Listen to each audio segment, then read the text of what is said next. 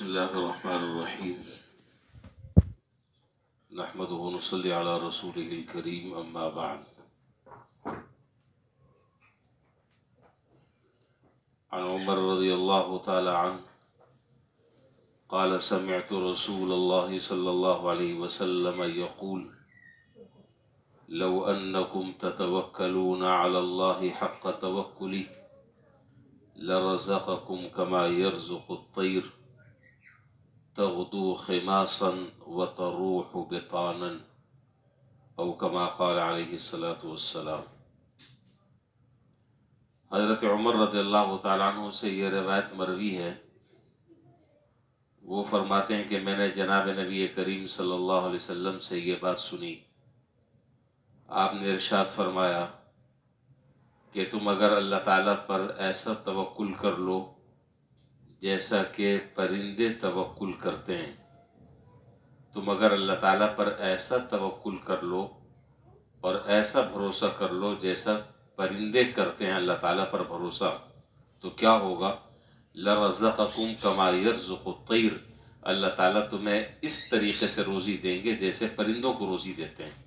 अब परिंदों को रोज़ी कैसे देते हैं, उसका जवाब इस हदीस के आखिरी पैराग्राफ में मौजूद है।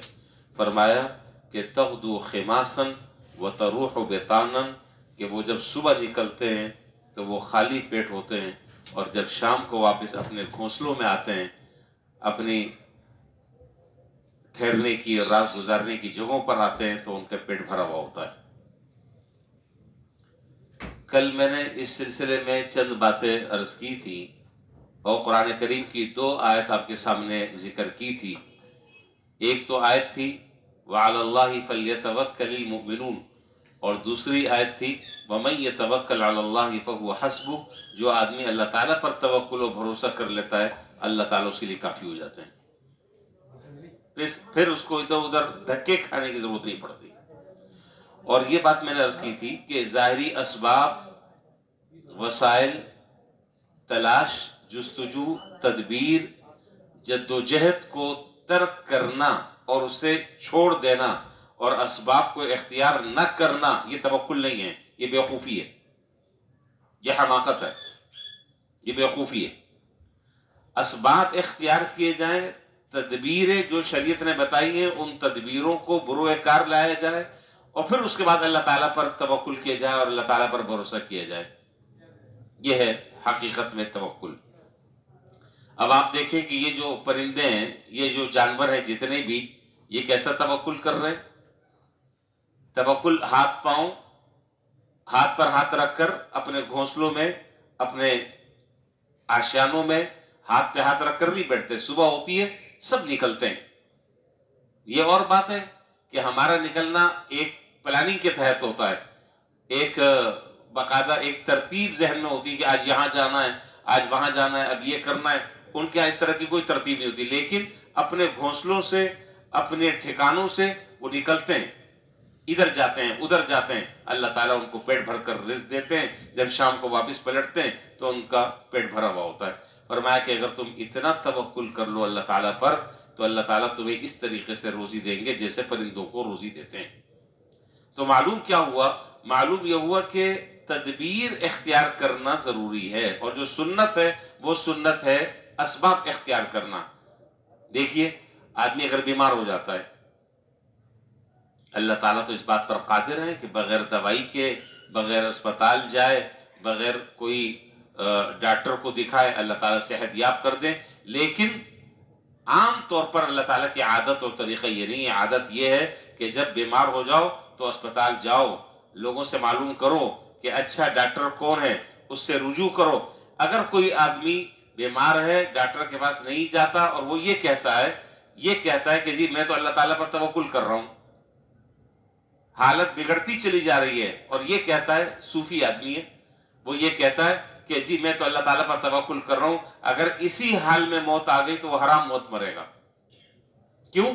इस वजह से कि अल्लाह ताला ने जिन असबाब को इख्तियार करने का हुक्म दिया है, जिन तदाबीर को इख्तियार करने का हुक्म दिया है, उसको क्यों इख्तियार नहीं कर रहा? ये ऐसे ही जैसे कि आदमी खुदकुशी कर रहा है।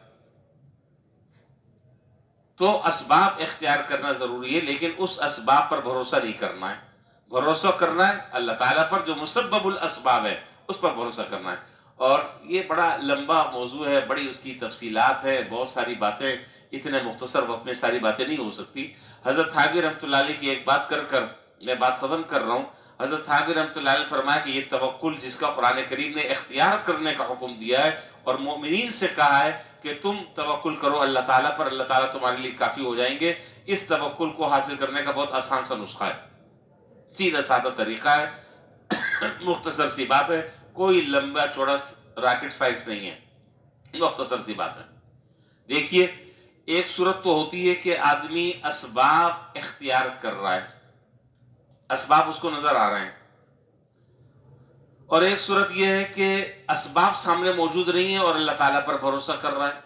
دونوں باتوں میں فرق ہے. مثال کے طور پر میں ایک مثال دیتا ہوں، مثال سے انشاءاللہ بات واضح ہو جائے گی.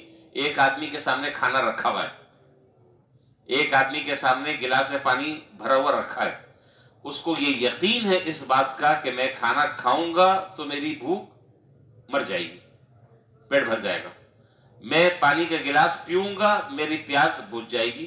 اللہ تعالیٰ نے اس چیز کو ظاہری سبب کے درجے میں رکھا ہے.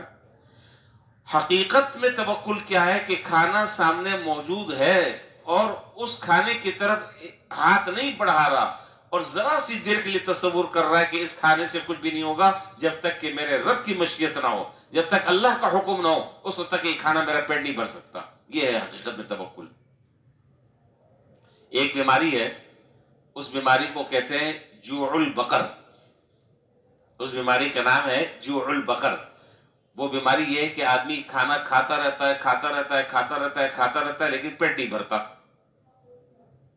تو اب کھانا سامنے موجود ہے، پانی سامنے موجود ہے، لیکن ذہن اللہ کی طرف جا رہا ہے اور اللہ تعالیٰ سے دعا کر رہا ہے کہ یا اللہ اس کو میرے بھوک مٹانے کا ذریعہ بنا دے، اس کو میری پیاس بجھانے کا ذریعہ بنا دے. تو جب اللہ کا حکم ہوگا تو یہی کھانا انشاءاللہ اس کا جزو بدن بن جائے گا، یہی پانی سے وہ سیراب ہو جائے گا اور اس کی پیاس مٹ جائے گی. یہ ہے اصل توکل.